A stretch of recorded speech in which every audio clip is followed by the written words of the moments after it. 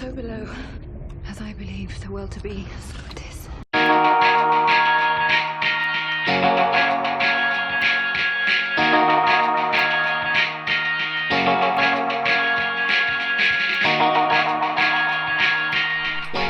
Welcome back, everybody, to the Undercast Company's Underrated podcast. I am joined by the homies today, Fred Torres. Hey, what's up? Derick McDuff. Hey. Ariel and Sergio Ortiz. Hello. Hello. Oh, and I'm Alan. So thank you guys for coming back. Today we're going to be talking about As Above, So Below, a horror movie that came out in 2014, directed by John Erick Dowdle. It's a found footage horror film. Not box office. Budget was $5 million. It got $42 million in the box office. And the RT score is 26%, so it's pretty low. It did fairly well at the box office, but didn't do too well with the critics. The movie stars Perdita Weeks and Ben Feldman. And pretty much the basic plot is an archaeologist is trying to find the Philosopher's Stone, which they come to find that it's beautiful below archaeologist. Yeah, that's what it says. It's in the Netflix description. It's a beautiful archaeologist and her crew. Her beautiful crew. Let me fix it on my notes. Bumfuck. No, I'm kidding. Archaeologists trying to find the Philosopher's Stone, and the location is under the catacombs of Paris. So, what do you guys think? First. Whoever wants to go first. You want to go? You want me? Yeah. No, I'll go first because you know when I go first, I always got something nice to say. All right, look, I can tell you right now, this reminds me of the Blair Witch Project. Yeah, but found footage, right? OG found footage. Right.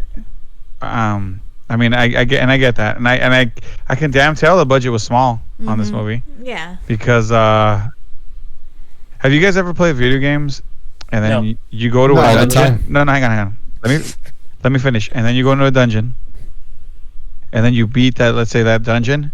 And so you proceed to go to the next dungeon. Mm-hmm. But oddly enough, the outside looks different, but the inside's always the same. Like you're still going left, right, all the same. That's kind of like what this was. So every layer was the same damn layer that I just saw, where like you got to go through the tunnel again. And I like the way they explained it. Like they explained it like, oh no, it's a mirror image, and that's why you keep going down. And I will tell you, this is the only problem I had. Now it felt like it took forever for them to get down, and then it felt like it took them forever to get past the Philosopher's Stone to the area, near the end of the movie. Mm-hmm. But when she runs back, it takes her like 2 minutes to get back to that spot. I had an issue with that. Oh, it's like the Skyrim dungeons. It takes you 5 hours to get through the dungeon. Yeah. And then when you fight the boss at the end, the fucking exit's like right next to the boss's corpse, and you're like, oh, there it is. No. The exit was fine, but I'm saying like she had to run back because she's like, I have the fake Philosopher's Stone. I was like, this man's gonna die. It's because you cleared out all the It took enemies. her like 5, like not even. That's what it was. She hit somebody with she pushed one of them down. But I'm saying it took her only like 2 minutes to get back. Fast travel. Yeah, discover the fast travel. location. I was a little bothered by that. Not like it was a big thing. I'm saying I got a little bothered by that. Mm-hmm. I just felt like, oh shit, But anyways, that's just not even a big thing. I'm just saying I just the one thing. Well, I could tell the budget was small. My thing was this. I expected to get scared at least, right? I think that's what it is. I love those the gory movies, the Japanese, the real ghetto, what I'm talking about. B was really high, maybe D, F, I don't know, maybe a Z. But they get limbs cut off, things look fake, and and there's just like practical effects, but they look really cheesy because they don't got a lot of budget, and the blood comes out. I'm all good with that. Like I don't hate what this movie did. I just did not. I don't know, man. It was I felt like it was trying to be scary instead of embracing that B horror thing, but it wasn't scary at all. Like I never once there was no jump scares for me there. There was no oh my god, this guy's scary. And then when they start facing their fears, and I was just like, man, I never fucking got scared. Mm-hmm. I guess that was my issue. I just never got scared. I was like, it's not a terrible movie, but it's not that awesome. Especially because it's supposed to be a horror movie. So I expected, I was like, they're at least going to get me once, or there's going to be something where somebody's going to be like, or I don't know, something. something to pull me like that, but it never hit those marks. The story was cool. I liked where they were going with it, and I really, really had. I guess I had really high expectations. Because what was that other movie that we did? The one with the aliens from the outer space and shit. I don't know, the pyramid thing where the guy ends up becoming a god. The Void. Yeah. I was gonna bring that up. The Void was a better movie in the sense of the same style of stuff. And budget. Hang on, no. Go for it. I know, because obviously, like I said, like I'm saying, like with a small budget, it did a better job in that one. Obviously, like I'm not trying to say one, it's apples to oranges because every movie's a little different, right? But I'm just saying, like I feel like that one did better with its indie smallness, and I don't even know who did this. I'm not saying they didn't do a good job of what they had. I'm just saying I feel more with a Void at this point now. I don't know how I can't even remember how I felt when I said the podcast because I probably said the same thing that it didn't really scare me. But I feel like that movie, if I watched both side by side, I'd be like, that is a better movie than this. But that's not to say that this isn't an okay movie. But it does make sense to me why critics gave it or why it got the score that it got. But I also do understand how it could make a good amount of money if people think it's a horror movie to go watch it. Now, I don't know when it came out, but if it came out around Halloween, this thing could have made gangbusters, and it was only a $5 million movie. But that doesn't make it a good movie. Of course. One little thing real quick to kind of say. The reason why I picked this one is because we kind of had this big surgence of like found footage horror films after Paranormal Activity came out. So I kind of chose it more on the lines of like, what's a really good underrated found footage film? I didn't want to compare it to like The Void or any other horror films I brought up because, yeah, you say they're apples and oranges, but the genres are different. Void is more like Lovecraftian kind of like unknown alien horror, while this movie is more like a paranormal kind of demonic, even like alchemic kind of found footage film. Okay. Then I would say the Blair Witch did a better job than this did. Oh, yeah. Of course. I mean, no problem. I completely agree because the Blair Witch is the originator. One of the big... Pretty much. It's iconic. The originator. Iconic. Right. It's No, but not even in the... but what I'm trying to say is like, in the sense of, it makes you jump a little bit in that movie, and I think that's what like a horror movie has to have, a little bit of that, like, oh shit. It doesn't have to be huge. You don't have to be frightened, but it's got to give you... It's got to invoke that kind of like emotion a little bit. Yeah. That's what you go for with them, right? Because in an action movie, you should be enthralled with the action, right? And a drama, you should be involved in whatever the plot is, the drama plot, right? So every movie has to have a certain standard that it has to hit. It just in my feelings, like I said, I'm not. And this has nothing to do with you guys, but that's where I'm going with. Like, this movie just did not scare me. Did it have good points of it? Yeah. If you wouldn't have told me it was a horror film, I probably would see it in a different light. But I'm judging this as it's supposed to be a horror film. Right. And that's that's fine. That's what I was going to say too. It's like it is found footage, and a lot of found footage is supposed to be horror, and with this, I think where it lacks in its horror elements, it kind of makes up for it a little bit in its sort of adventurous, very like Tomb Raider-y. If Tomb Raider was like a little bit scary, like the whole like puzzle solving and the adventure element of it, like plundering the freaking catacombs. I was like, this would make an amazing escape room. This would be fun to do. Yes. Ooh, that would be fun. I'm all about escape rooms. Right. Well, not so recently, I mean, but... some of the horror was pretty hit or miss, on, like especially with the editing and some of the jump scares. It was kind of cheesy. It didn't really make me jump at all. Like, it didn't make me. Well, I wasn't really scared for a lot of it at all, actually. But it was, and like I really enjoyed that kind of adventure and the world building of it in a way, where, like you said, going back to parts of the catacombs that they've been before and just sort of seeing where it goes was kind of interesting. But yeah, definitely I would, if to get the maximum enjoyment out of it, I wouldn't go into it thinking it's a horror movie. I mean, it is supposed to be, it's more but suspense. for more personal enjoyment, don't go into it viewing it as like another horror movie, like something can be compared to like Paranormal Activity. Yeah, and one little thing I want to say. One little quick thing I wanted to say about it is that I picked this one too because there was like I said, there was a lot of found footage films that came out, and my biggest issue with that was that all of them, like except for Blair Witch was more kind of like occulty, kind of like the forest kind of suspense paranormal. A lot of them after Paranormal Activity, which don't get me wrong, it's an amazing horror film. The sequel as well. All the other sequels after that are kind of they're kind of hit or miss. But then Paranormal Activity kind of set the stage and made everything it kind of became a checklist of like, all right, it's a haunted house.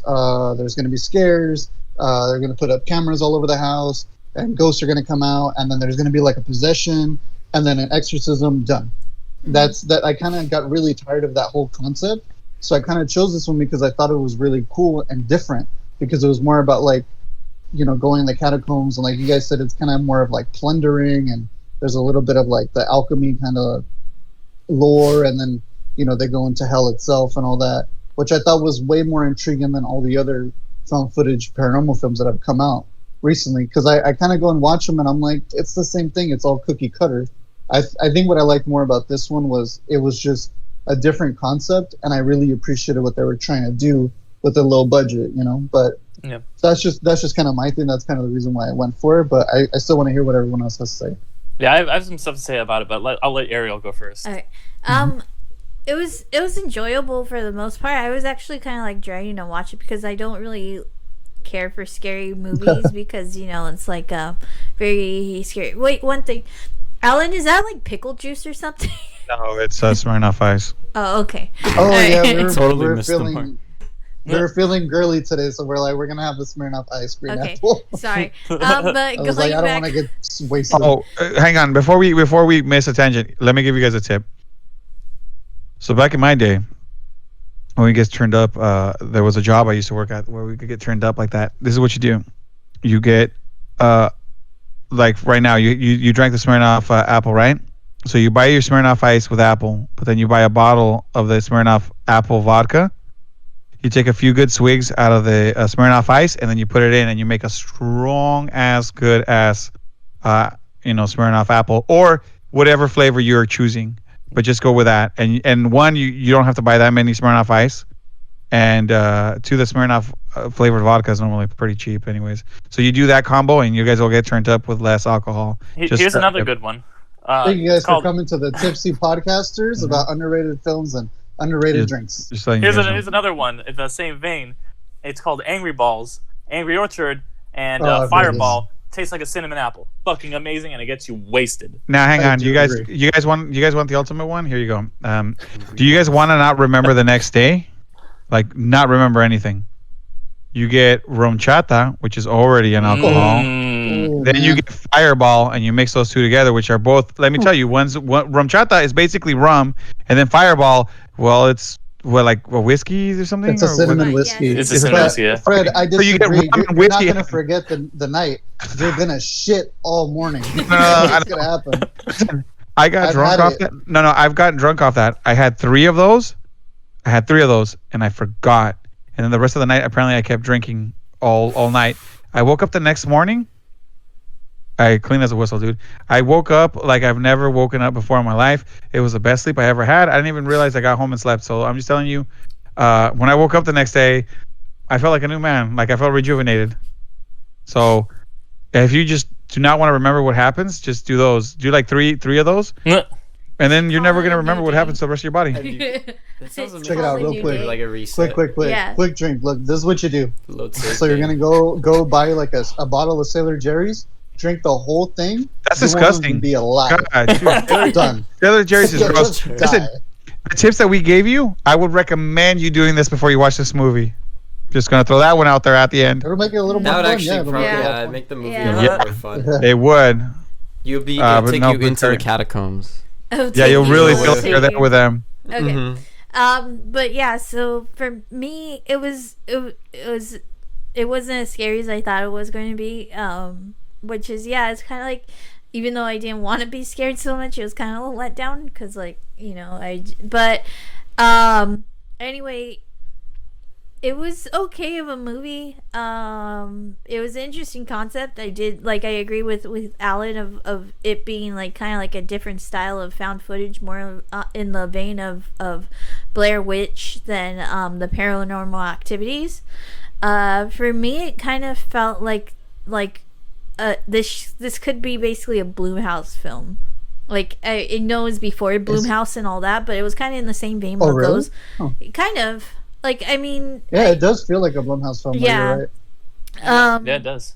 Like if you like those kind of movies with Blumhouse's horror, then definitely it is up to your speed of it kind of being a bit more like suspenseful than actual like scary moments. There was like a few like with the found friend that was supposedly down there for 2 years, like him suddenly kind of jumping, like that was kind of creepy.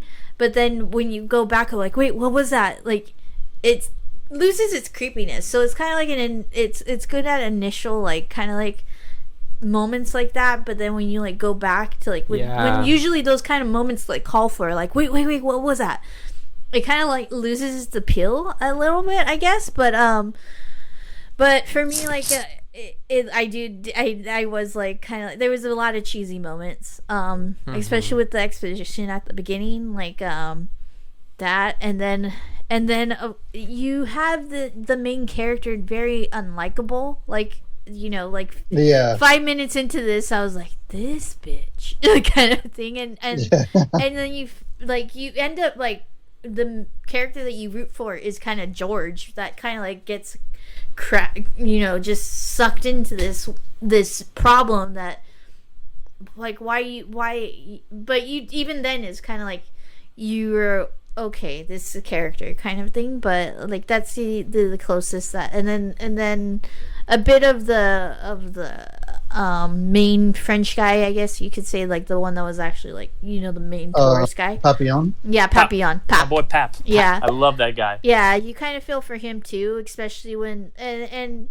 the whole it did take me by surprise, the initial like oh shit moment of them going through like the bones and then literally coming out at the same point, and like okay, this like it kicked off like, oh okay, like that. I did like how it kicked off in that way of, you thought that okay, they'll eventually catch up to the shit of like all the crazy stuff, but then it to just like the normal path kind of being dropped and then dropping them into like this fucked up path where, you know, people disappear and all that. I enjoyed, and then I know like at the end it was kind of like a bit of a like, oh okay, when they open up the final door of like and it looks like a void, and you're like, oh shit, like they didn't get out, like this is hell, like it's done, they're done, and then they like, oh, it's just the street, oh okay, they're out. Kind of yeah, and I'm not one for bleak endings, but I felt like this kind of like would have benefited from like a bleak ending, like yeah, they tried their best, but still it's like, you know, frivolous, like kind of like The Void, like it's just a frivolous ending.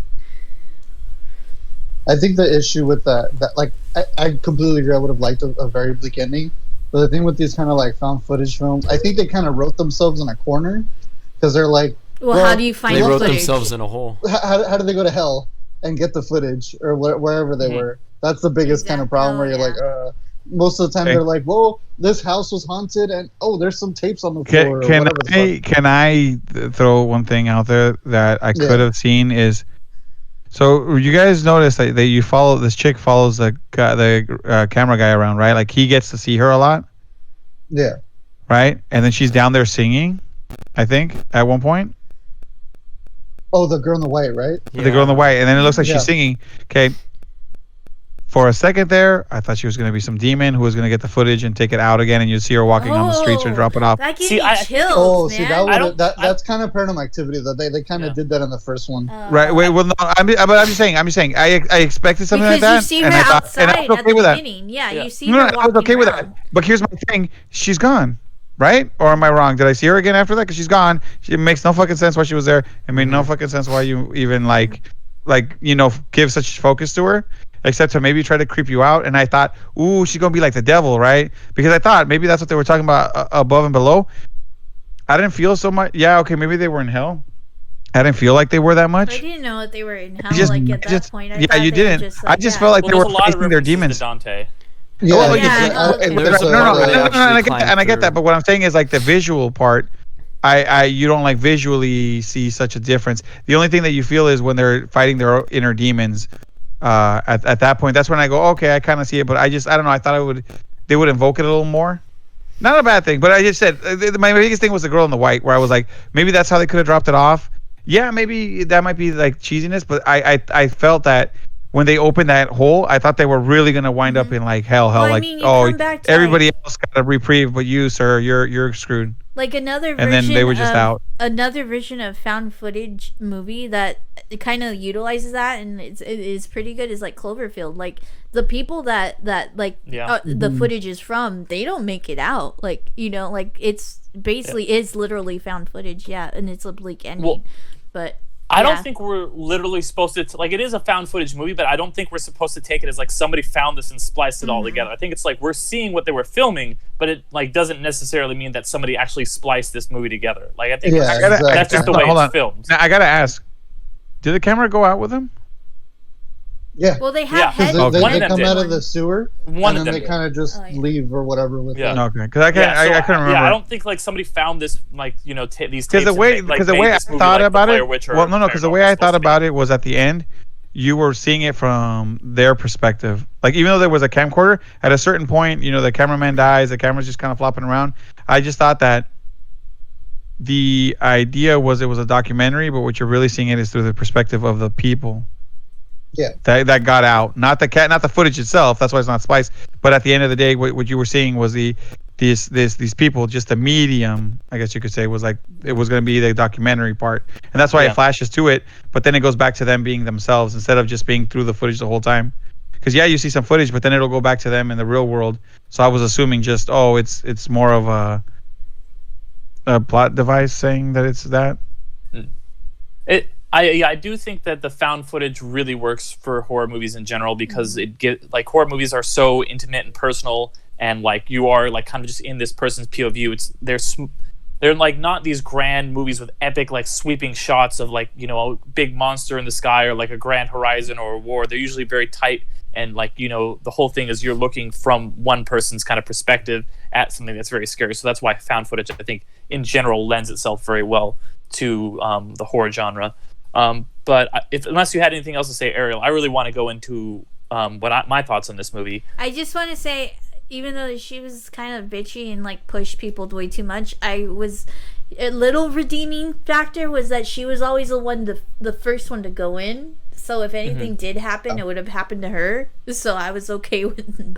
But yeah, still, like, she, like you know, those characters, like, she just brought people to their death, you know, kind of thing, and just.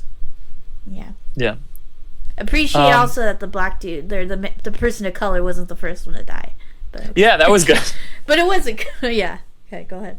But yeah, I fucking loved this movie. Like, I'd never heard of it. I knew it was probably a horror movie because like when I started it up, I saw like the poster, but I didn't want to like read into it or anything. Like, didn't want to know anything about it. And when I started the movie, I thought it was actually going to be more of an adventure film based on just kind of the beginning. Then this movie really, Alan, I'm so glad you recommended it, because you ever watch a movie and you're just like, wow, this feels like it was made specifically for me, because there's all these things in this movie that I'm like, that's just something that like it just checks my boxes, you know, like shit that like I just happen to like in movies. Like, oh yeah, like it's like an adventure story where they're going to find a thing. I love movies where they're always after some like epic thing from like history or like, you know, mythology, or like in this case alchemy. Like I love whenever the Philosopher's Stone shows up and stuff, like in Full Metal Alchemist or Harry Potter. So it was really cool to see it here.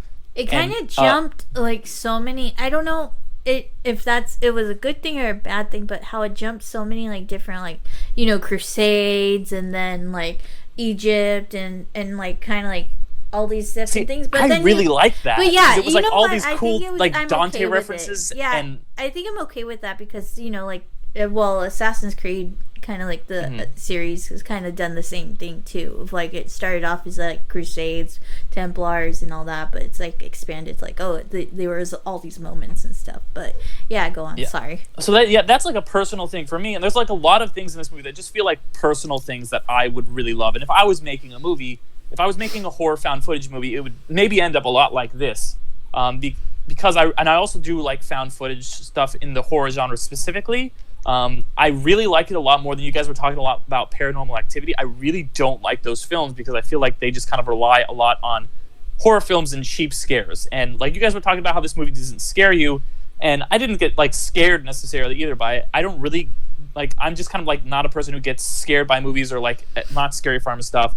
But what I do get instead of getting scared is I get really unnerved and anxious. Like so this movie didn't. There was maybe one jump scare and it didn't really get me in this movie. But what I got cranked up to 11 was the anxiety in me, and especially like I'm kind of claustrophobic, and it's that scene where it's just like a 3 minute. It's like a one shot. Like it's just focusing on the cameraman, and he's just like there crawling through the bones, and they're like, keep going. Yeah, that scene. Yeah, because it just goes on and on and on. And there's nothing like supernatural or scary happening at that moment. He's just like stuck, and you're just like, get the fuck out of there, go, and it just gets me with my like the anxious feelings. So because the scene doesn't cut, it doesn't do anything. You know what? I gotta say, I'm not claustrophobic, and at work we've had to do small tunnels and things like that. Mm-hmm. And I was like, why is this guy scared? Like that's what I felt. That's what I'm saying. Well, it gets me. It would have been a lot better. So going back in that, it would have been a lot better if it was just his audio, and if it wasn't the girl like basically. Wait. Let me go into it. Because it got me so much more anxious. Because they're like, come on, and they're trying to help him, and he's just like, shut the fuck up, let me go, and he's just like yelling at them, and it just keeps cranking up the tension over and over and over, and like the whole movie is just kind of like all about just this kind of like this feeling of tension that never really goes away, where you're just kind of like, you're not like waiting for something to just jump out and get you, but there's always just a kind of like this feeling of just kind of like, this is not good. And I also, you guys were talking about the ending, and I've mentioned a lot of times on this podcast, my favorite kind of endings are bittersweet endings. Like, and I feel like horror movies tend to be like the swing of like, it's just a shitty end, like everyone's fucking dead, maybe one person lives, and I'm like, 3 people made it out. That's like a lot of people. And it also doesn't really start, it's not like that thing where it's like you start killing people in the beginning. Like people don't really start dying till a halfway point. And this is all just stuff that's like personal preferences pretty much. But like they don't die till the halfway point, and then they start a little bit getting picked off, and it's all kind of like things that like are things that like scared them, like the guy like in the truck, or like things they're guilty about, and that's kind of how they learn to get out. One thing that I think is the coolest thing about this movie is I really like those, like I mentioned, I really like, like we're on these quests and we're looking for, the Philosopher's Stone, or, the Ark of the Covenant, or whatever it might be. And those movies are usually adventure movies. They're usually action adventure movies like the Indiana Jones movies or the National Treasure movies or something like that. And it was really cool to see this kind of these Tomb Raider, there you go. Or like these tropes that are from a different genre, put from the adventure genre, put into the horror genre. And I really liked that, how they kind of like turned that on its head. And I would really like to see more movies kind of like experiment with that and take, something from one type of movie and just have it in a totally different thing. Like, here's these tropes from an Indiana Jones movie, but now we're doing it in a found footage movie where we're making our way through hell. And if you're like a fan of like literature and mythology like me, you'll catch all these references to like Dante's Inferno, because there's a lot. Yeah. That was my biggest thing that I loved, is that like that's where I immediately knew they were in hell. Is like, all who enter ye abandon hope, or whatever. Yeah. So there was like a part I where they immediately was like, all right, enter hell. I love this. And here's the thing, I get those things, right? But I'm just saying I would have liked to see a little more, because I played, like, if you I don't know if you guys ever played the video game Dante's Inferno, which was I read the poem. No, the video game. If you guys have never played it and you guys are really into that stuff, I cannot recommend it anymore. Like, the game was fucking badass. You go through all the levels of hell. You get to see everything. You see, you fight unbaptized babies. I mean, everything that you hear that. No. And you would think that, right? That game actually scared me. Like, there were parts where you would freak out because it's you are going through Dante's Inferno. Yes, just like the poem, and you're going through all the levels of hell. But it is scary. Like, there is some scary, because you would think that if you were going through hell, you wouldn't just be unnerved or anything. You would be frightened. There would be some things that scare. And you're this crusader who's fighting off all this stuff, and it's scary. But I'm just saying, just recommendation, everybody. Dante's Inferno. It's an old game, but what I'm saying is, in that, even though it follows that poem, even though it follows that stuff, it gave you this feeling of you were in hell. Where here, I even though I read those things, I knew they were in hell when they were in hell. There's a lot of it. Even when you read it, you know that the heavens above, earth in the middle, hell. Like they alluded to all of that, and I know and I get that. But what I'm saying is, if I listen to it, like I understand that they're in hell. But visually is what I'm saying. I didn't feel that they were in hell. See, I didn't. That's I like that it wasn't like these like big like fire and brimstone. No. I'm not trying to say it's fire and brimstone. Different kind of like simpler. Like it's just kind of. It's almost like a personal hell. It reminded me a little bit of like it's just kind of like this small little like almost. Existential what I'm saying is like when they were going down, I would have liked to see some kind of the levels of hell or some kind of thing showing me where they were going down, where they were at. And like I said, this is like obviously nitpicking. This isn't like this isn't the stuff. Like at the beginning, like when they do like enter into like the room that they thought that they just came from, kind of thing, like that kind of felt like a drop to a level, because and it might be if they played a little bit more on that. And then also with them going from the Philosopher's Stone room to another Philosopher's Stone room, like in those moments you feel like the drop to another level, because if they played a little bit more on the levels with the mirroring kind of situation of like that, yeah, you're in another level because it's the mirror of the room that you were just in, kind of thing. It might have been a bit more like catching those different levels as they fall. I think so too. It worked for me. I think though the thing was with the found footage types of films is that they like to do less is more. Mm-hmm. Like the thing is, it's found footage. If you give too much, like it's like if you want to like show Freddy Krueger or you want to show Jason and this kind of thing, it's not gonna work. Like even Cloverfield, they kind of always had scenes where they didn't really show the Clover monster right away until the very, very, very, very end. Mm-hmm. So I think that's what helped this film. It benefited from the less is more, and like because you kind of have to create that whole idea, and then also too, it's whoever's holding the camera. It's not like, hey, let's pan, let's show this shot or whatever. Mm-hmm. They have to only do so much because they want to make it feel believable. Yeah, but I could not agree more with all of that, Alan. No, and like I said, like I get all that stuff. Like I completely get all that stuff. I'm normally these movies aren't my type of gem. You know what I mean? But I'm still on the thing that I think this makes a better, like maybe suspense movie and just not call it horror. I'll be 100% honest, and I think that's the thing that I get issue, because when we watch these movies, hang on. When we watch these movies, I really try to go into the genre of the movie that it is. Is it a comedy? Is it suspense? What is it selling me as? And we're watching that movie as that way. Obviously, we're looking at them, but I like to look at these movies and watch them for what they are.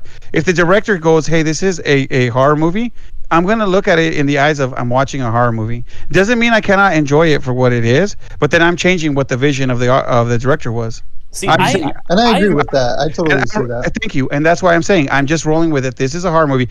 Mind you, I said if they didn't put horror on that thing, my opinion of this movie would be completely different. Same. Completely different. It's a very good movie. It's a solid movie.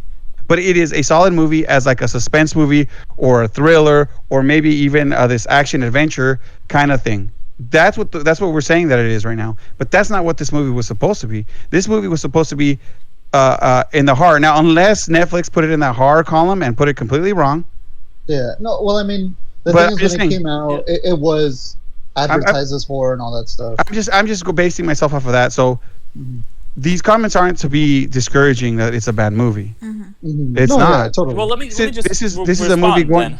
Then. Yeah, but this is a thing going down the genre of horror. Does it make a good horror film? Is this a good horror film, or should have this been a drama or a thriller or a suspense or all of it with a little bit of adventure? See, that's what I like. Don't go into movies with that mind. I go into movies with a mindset of like, I'm going to watch a movie, and if it makes me laugh and I consider it a comedy, that's great. Or if it makes me feel suspenseful and it's a suspense movie, that's great. If it makes me feel like whatever emotion, that's cool. But I don't go in with expectations based on a genre, like what the genre is advertised to me personally. That's why I specifically tried not to get any information about this movie when I went, because I just want to watch a movie. And if it works for me as a horror movie, then that's cool. And it did work for me as a horror movie because it's the kind of horror movie that I like, which is more suspenseful than scary. And I'm not a big horror fan like you guys, so then maybe that's the big difference is. And I was going to say, mind you, that's not a bad opinion to have but the thing is, what we're also talking in this podcast, there's going to be horror fans that are going to want to go into a horror movie, but there's also going to be fans that are going to think like you, and that's fine. Both opinions are fine. Yeah. All I'm saying is that. And I think that that's fine. And I think Derick's I just think you're just taking it a little more to the chest. I'm just trying to say because all this. I just want to and that's the thing. Yeah, I think Derick's way of approaching this movie, at least, like, was a way that I could understand why he enjoyed it a lot more by not knowing so much. But I think for me and you, of it being like, we knew it was advertised as horror. I remember when it was first coming out, like it being advertised as horror, and getting it being cut in the trailer as being like those horror elements. And this is kind of like, you could consider it on the realms of horror. I feel like it's on that cusp of that suspense horror, which some people consider not as horror. But others it's a suspense horror. Like, I consider this as being horror, but not that horror it's that like I was Silence of the expecting. Lambs. Like, people consider Silence of the Lambs horror, but then other people are like, no, it's a thriller. Yeah, exactly. But you get that kind of sense of it being from, like it being hell. Like it's well, there's elements, but I get with Derick and Fred, it's definitely like. It's, I think, a healthy aspect of both, because I'm kind of like both in the middle, where of course I'll have my personal enjoyment, which is like my Derick side, where like genre aside, this is what this movie is. I'm like, okay, this kind of works as this is what I watch it as, this is how I'm gonna have the most enjoyment. So this movie is really good in this way. But yeah, if they're gonna advertise themselves as a horror movie, and yes, because a lot of, especially with studio interference, the way a trailer is chopped up is not going to be the same way as a movie a lot of the times, and especially with just the way that it's placed on Netflix too as a horror movie. So there's different like categories. I'd say for personal enjoyment, of course, obviously, watch the movie. Don't be like, this doesn't fit this criteria. But if it lists itself as a horror movie, and obviously horror movies are supposed to scare you, then it is it would be fair in that sense. Obviously a movie is good besides that, but if it is what if this was what if this was marketing itself as like a superhero movie or something, and then you or a comedy, and then you would judge it. Yeah, you would go in like, there's no laughs here, what's going on? Yeah, it'd be a really weird ass comedy, to be honest. Yeah. So and that's why it reminds me of when they were trying to market, for example, The Princess Bride. That movie did not do very well. It's like a very popular movie now, but it did pretty bad at the box office. I remember when not this bad, movie but was being marketed. But because people didn't know how to market it. Like Rob Reiner, the director, was like, "You're killing my movie" when he saw the ads, because is that you advertise that movie as an action movie or a comedy or a romance or like a swashbuckling adventure. There's so many different things. So how it's presented is a really big deal. I think you definitely are right about that, Fred, and that's why I just try and not go in with those kind of expectations. But if you are a horror fan and that's what you're going in with, I can understand why. That was kind of the only explanation I want to go, because normally there's fans that are hardcore. If you tell them this is an action movie, it's got to be like the old Schwarzenegger movies or the old Rambo movies. You know what I mean? And there's horror fans that go into a movie and go, I'm here for the horror. Or when it's a gory movie, you go, hey, I'm in there for the gore. And so like me that likes those B-type Japanese movies, if you were to tell me that that's what that movie is, there's a certain expectation I have for the type of film I'm about to watch. And those are my favorite to watch. And if I go to watch it and it's not it, you kind of get disappointed, or like you kind of feel like, oh man. And the thing is, here we talk about these movies, right? We're going to go over them. We're going to speak on what they are. We also should be able to inform the viewers, hey, it might have the horror genre in it, but don't go thinking that it's gonna be like it's different. It's a different type of thing. It could have even been anything else. And it's not a bad thing. It doesn't make it a terrible movie. But as a horror movie, that's why I made my opinions. As a horror movie, I expect certain things. Like I said, if you go in to go watch a comedy, you expect certain things of a comedy. If you go watch a drama, you expect certain things of a drama. If I didn't know that this movie was a horror movie, I could have gone in differently, but Alan told me it was a horror movie, so I already expected. And I've seen Alan's horror movie picks sometimes, so I expected a certain something from it, and it wasn't there. Yeah, and I think that's It was not a bad movie. It just didn't have the horror things. And I think going back to Derick, you're sideways. And I think going back yeah, to it being kind of like a Blumhouse film, I think the Blumhouse has kind of like captured it the right way to market these kinds of movies as more of a suspenseful movie than a horror movie, you know.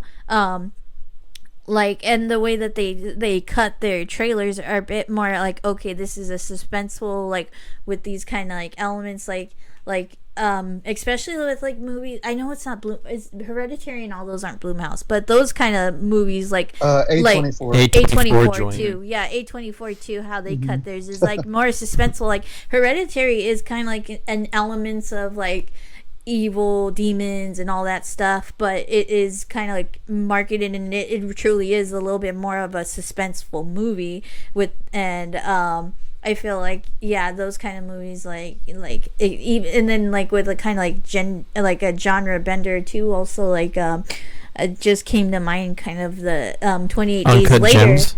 No. You and the Uncut Gems. Yeah. That like Superman Dawn of Justice. 28 Yeah. Days That was Later. also a where, Swiss movie. where it's kind of like it is a zombie movie, but it's a more suspenseful movie, and it kind of like is in the zombie world, whereas this is kind of like, you know, it's a suspenseful movie in like a horror, like, or, you know, a hell world, you know, kind of thing. But yeah, I think that would definitely like it full does. I mean, it messed with our you know, like understanding and like liking of the movie and that's probably what happened back then too, when it first came out, of it being kind of like, you know, this marketed and having this expectation that wasn't delivered. I'll say this at the end of the day. I know you guys have your opinions on it. I still consider it horror. I kind of went in kind of with like both mindsets of like, okay, it's going to be horror, but I didn't know anything about it. All I know was found footage, and I saw the poster with the Eiffel Tower. It's a sick ass red poster, upside not down. gonna lie. It's an incredible poster. I love it. Yeah. Oh yeah, that literally sold me. I literally watched it at like 8 at night on a Sunday evening by myself, and I think it had already been out for like 2 weeks. So I just was like, I'll go watch it by myself. So what kind of made it a little, I think my theatrical experience kind of made me go, oh fuck, this movie's scary, because I was in the middle of the theater all by myself in the dark, and then, you know, there's this scene where the Benji is like, oh my god, I need to fucking move it. Seeing that on the big screen was like so unnerving and claustrophobic. I think that's where I went, all right, this shit is scary. But I guess maybe a home viewing is a little bit of a different experience. That's interesting. As like you guys have said. Yeah. But yeah, I think this is one of those films that the theatrical and home viewing can change it as well. I can see that. Maybe with a booming sound and stuff like that could have made a difference. See, I feel like I usually would agree with that, but like with this being a found footage movie, like I feel like, and it being so claustrophobic, and if you're in a small like space and watching it on like not a huge screen, I feel like that could also benefit. Like I don't know. Like, because I didn't see it theatrically, and I would really like to now and compare the experiences. Yeah. But yeah, no. Well, any last thoughts on it? For me, I mean, I just works for me personally. Yeah, sorry, no, that's all I wanted to say. Ariel, go for it. I think for me, if don't go in expecting like a like deep horror movie, like expect that fringe horror, of a bit more suspenseful horror, and like I said, like more like a Blumhouse like kind of horror. I feel like or not really like a little bit more horror than a Hereditary, but kind of like that. It's nothing like Hereditary. It's nothing like Hereditary. I know that, but I mean, it's just like it's yeah. I don't know. I'd say go in thinking it's like the Da Vinci Code or something like that, you know? Oh yeah. Like it's way better Tom than Hanks' Da Vinci Code. Performance in this I've never movie seen either of them, but I'm just saying from what I've heard of people, I'm just saying, just go thinking like that. There's some intrigue. There's some stuff that it does have that kind of like vibe of like, ooh, there's like some, you know, we've got to find this thing, but like you know, if it's like the same thing, like those are action adventure movies, whereas these are like, you know, found footage horror movies. And yeah, I like when movies flip the conventions of a genre. Yeah, I would say go with it, not thinking that it's would think of it more of like a suspenseful thing, and I think you might enjoy it more. Like at the end of the day, you know, for people that are like big horror fans, and maybe that's your thing, and you're like, oh wait, what's going on? Just go with thinking like suspense, with a good story. And I mean, the story I thought was great. I mean, the Philosopher's Stone story is great. It's just, like I said, go with the suspense thing, and then I think you're gonna at the end of the day, you'll come out looking at it with a better picture. Yeah, I would recommend for sure. I think, Sergio, Ariel. A great character study of a narcissistic sociopathic archaeologist. Beautiful. Who doesn't- Archaeology. Just like Indiana Jones. Just like like very eloquently put. Yeah. Tomb Raider. But did it say beautiful archaeologist or beautiful Tomb Raider? Beautiful Tomb It said Raider. Beautiful Tomb Raider. Yeah. No fucking way, Yeah. really? Go to Netflix. Yeah. It says beautiful Tomb Raider. We because I already seen it. We were rewatching it, but I didn't have time to finish it. We're gonna finish it right now. We already had seen it a couple times, but I'm gonna like make sure and take a picture of it, and I'll put it on. I'll save it and put it on Instagram. Yeah. I feel like the people who make the Netflix like descriptions and like logos, like they fuck around. Like if you notice, like if you see, like I was looking through Community, and like the episode where like Ken Jeong like is the teacher, like one of the episodes where he's a teacher, and he's like looking at like the little note. I'm like, that's the meme. Like they'll just like put pictures like of the previews as like meme pictures Yeah, and and shit they like that. constantly Like change. Like the title cards of on Netflix like constantly change. Yeah. Yeah. It's different. Like yeah. Yeah. Yeah. But I mean, if you're no, looking but for a definitely- suspenseful movie, yeah, definitely for me. Cool. Well, thank you everybody for listening. Go on and check it out. And yeah, it's on Netflix. So yeah, it's on Netflix. Also, I think we forgot to mention our previous one, Haywire, the previous podcast that came out. That was also that's on gonna be Netflix next. as well. Yeah, we're gonna do them backwards though. That's Okay, Sorry, so Haywire that's gonna come after this one is on If you're Netflix. gonna go watch Haywire, you're gonna listen to I'm the gonna come podcast. after this one. In 2 weeks. 2 weeks. It's Yeah. on Netflix as well. Yeah, well, thank you so much, you guys. Also, remember that we have a couple more podcasts as well. We got Derick's Gateway Episodes podcast, and then we also have Ariel's We Haven't Seen. You've never seen. I've never seen, sorry. Look for the screaming 50s woman in green. Check us out on YouTube. We got our YouTube channel up now. Now you can see our pretty beautiful faces, and Yeah, that's why be I able to asked, see who we are and know who. That's why I asked Derick that he was sideways. Yeah. Yeah, that way you guys can see us and know whose opinions on what. 8K, and I should say. I'm sure.